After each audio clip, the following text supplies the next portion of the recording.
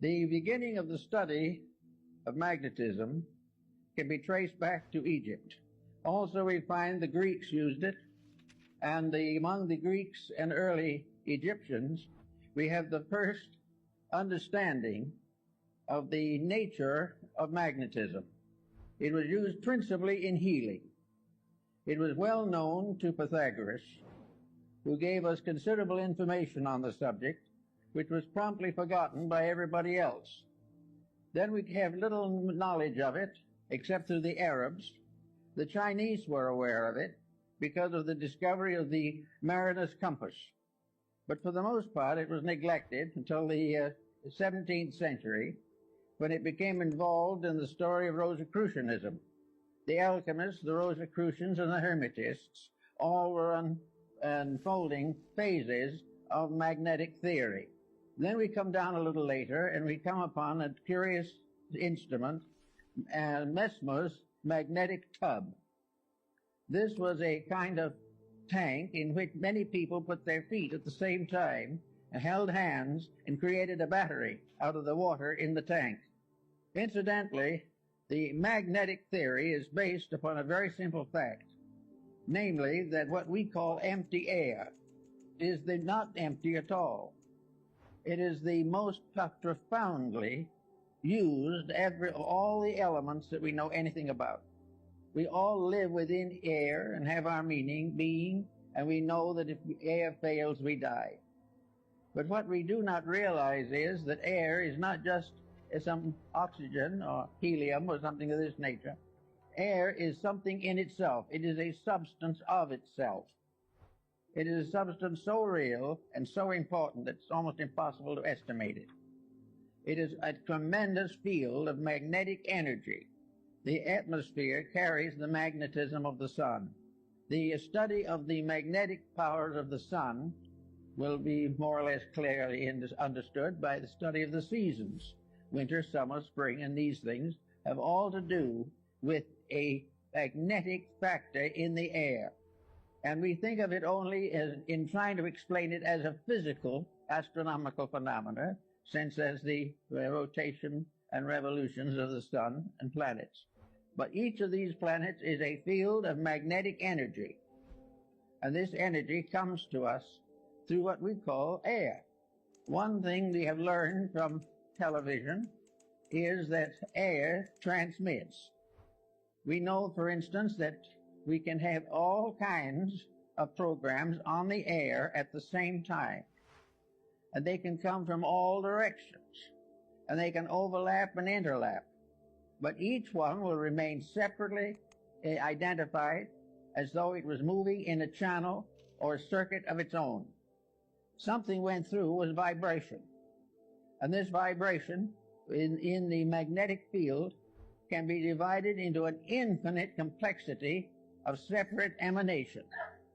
In other words, if we had 1,000 different channels, they could be differentiated in the magnetic field, so that each one would be broadcast correctly and properly for whatever it is.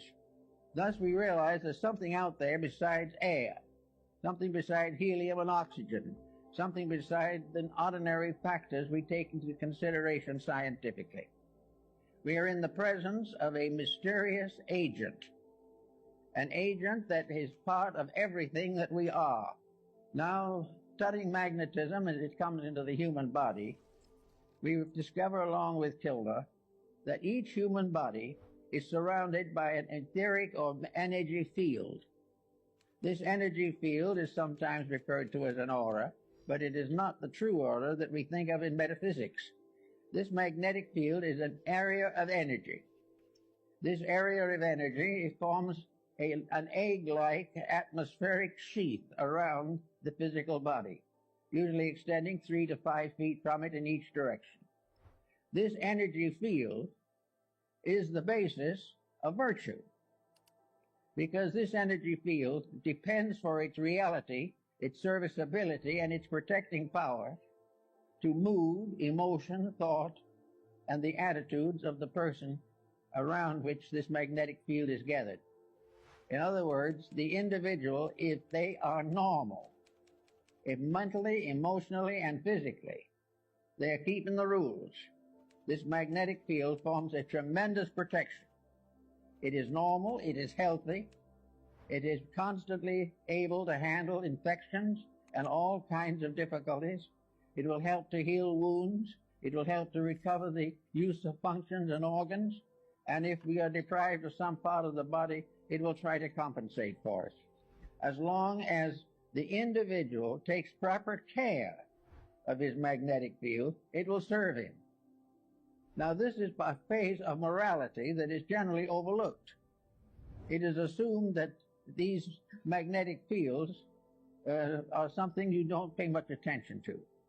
They're there, maybe they'll help a little. But the truth of the matter is that practically the whole survival of the individual depends upon maintaining the integrity of this flow of energy into the magnetic field. This energy comes from the sun. It comes through a mysterious energy tube in the magnetic field. It enters the individual through the crown of the head. It disseminates through the entire body, and it's excreted back again through the lower centers of the body and is recleansed by the solar energy. This is a kind of a little private tank or capsule of life that we are all carrying about with us all the time. Now, the problem of morality in this is very definite. The moment we break rules, we damage that magnetic flow. We have got to keep the laws of nature, and these in turn are the laws of God, or the magnetic field fails. It can fail because of physical intemperances, which reduce its integrity and reduce its power. It can be wasted in riotous living, which is a common cause these days. It can be variously destroyed by moods, by attitudes, by fears, by complexes. It can be destroyed or damaged by alcohol, drugs, narcotics, all kinds of things. But if this field is damaged, it immediately reacts into health. It damages the individual's vitality. It makes him more easily subject to contagions and infections, and it definitely shortens the life expectancy. Now, we think of the magnetic field as surrounding the entire structure of the body, as Kilner shows in his work on the human atmosphere, and Babbitt also in his study of the atom. This, however, is only a phase of it. Each part of the body has a magnetic field. Each unit within the individual has its survival in a unit of energy. And this unit of energy is present in the smallest subdivision of imaginable space. It is in the tiniest atom. There is no such a thing as a dead particle in the universe. Even if it is killed by something, the very disintegrating process is a symbol of life energy. Therefore, we are confronted with the natural problem of realizing that virtue is to keep the law of the energy field. Now, the law of the energy field, just by coincidence, is also the law of integrity. The energy field is what establishes right and wrong. The energy field tells us that to lose our disposition and temper fit is wrong. To use various negative, destructive attitudes is wrong. To compromise the principles of right living is wrong.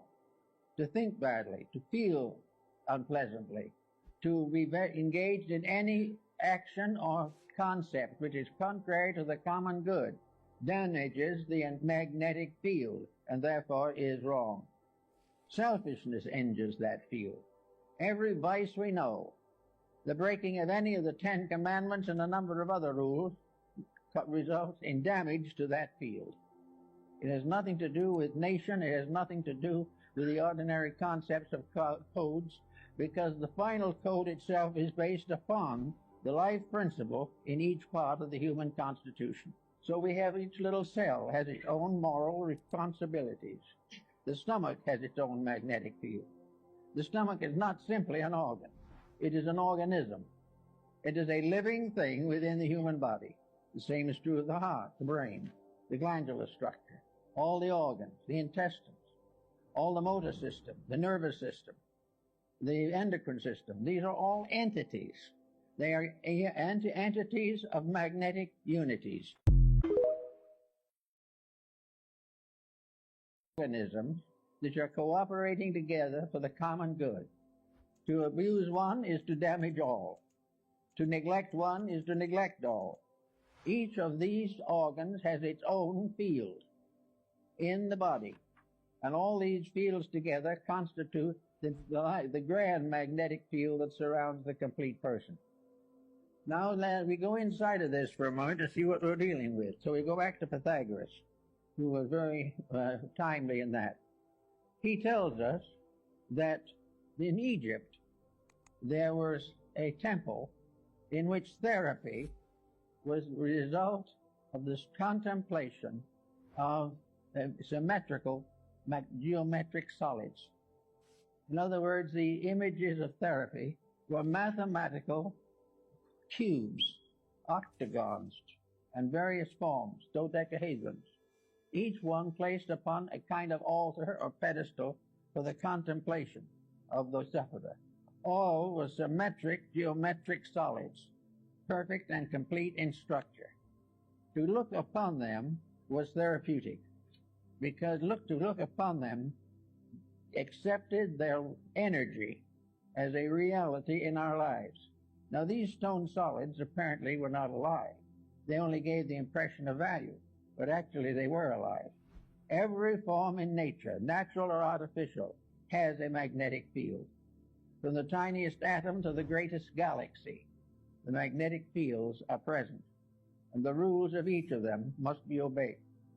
Now, if an individual looking at a geometric solid sees in it a perfect proportion, this realization enters into the subconscious life of the person.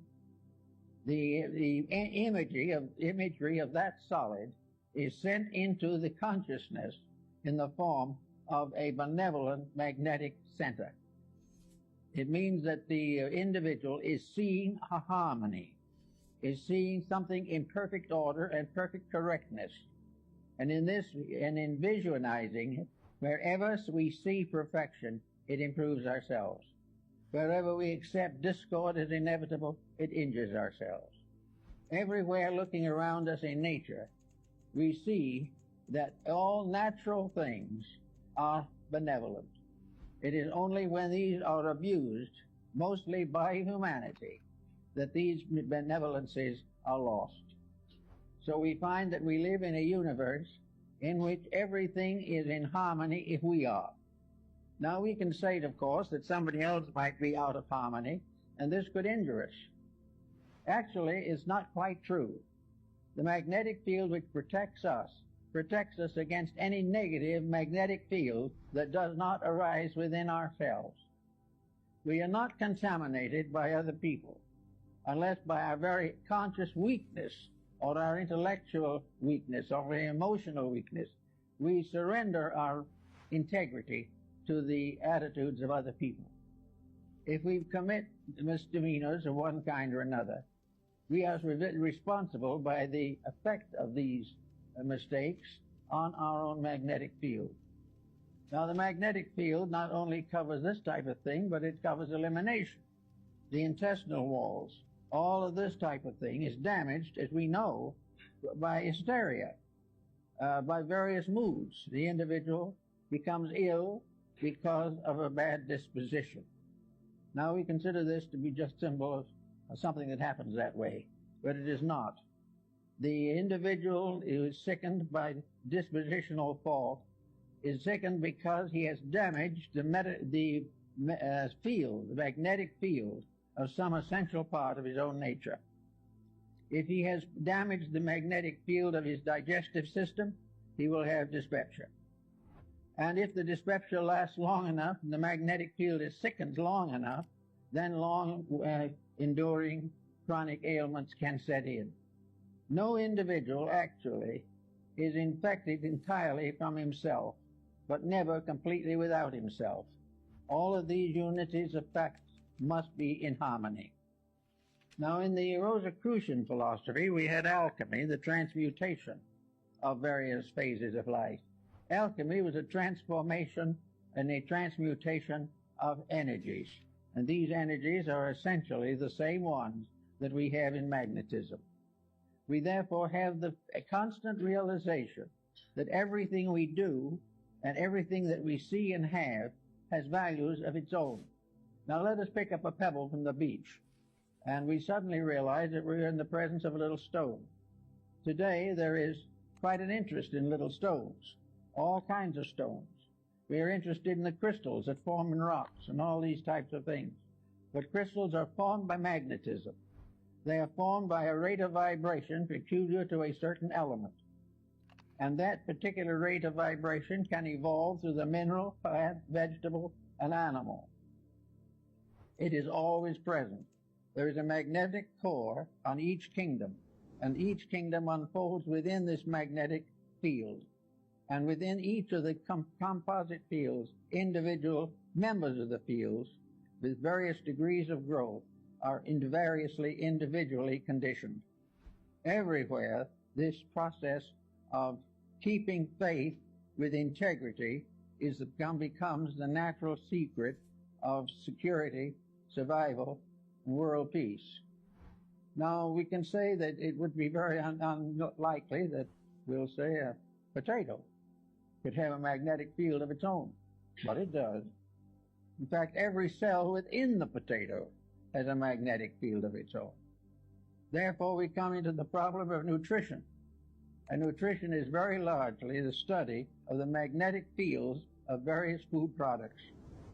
It also tells us what happens when these food products are adulterated or are variously misused or poisonous elements are introduced into them. All this is part of a mystery that is solved in magnetism. We pass laws against these misuses, but we fail to realize that it is not just the physical factor that we have to work with. The physical factor is only a fragment of it. The main problem is to realize that behind all of these problems, whether of government or of religion or of philosophy, all these things are in trouble because of lack of integrity. And integrity is simply keeping the laws and rules of energy fields. Each field has its own integrities. All integrities in all fields are compatible. All lack of integrities, all departures from integrity in any or all fields are in conflict constantly. The only way the individual can escape conflict is by never abusing the energy factors of his own life. He must never abuse his body, his emotions, or his mind. He must never permit himself to develop attitudes that are incompatible with the integrities which nature has bestowed. The magnetic fields are absolutely honest. There is no possible way of making them dishonest. The only thing we can do with them is to destroy or limit the manifestation of their integrity. If we break the rule, we lose the benefit of that particular energy. When we lose that benefit, we then say that evil has come to us. But it is not an evil thing that has come to us. It is the failure of a good thing to be developed and purified and intensified. The magnetic fields are also in a state of constant evolution. They're in evolution in the life of the person. The individual may be born on a certain level of magnetic integrity. If he becomes a better person, he strengthens these values in himself, because actually it is all a matter of gradually strengthening the perfection of an energy resource. Now, no one is going to perfect it in one life or 100 lives maybe, but he's going to grow. And the more integrity grows, the more rapidly the individual becomes harmoniously adjusted to the principle of life to which he belongs. In our world at the present time, we are in a sad state in which practically everyone has broken every conceivable rule. We are living day by day trying to live off the profits from our own mistakes, and this is not really profitable. We are not realizing that this has nothing to do primarily with the theology. This has nothing to do with laws of government. This has nothing to do actually with our legal codes. It has to do with the relationship of energy to its proper ends.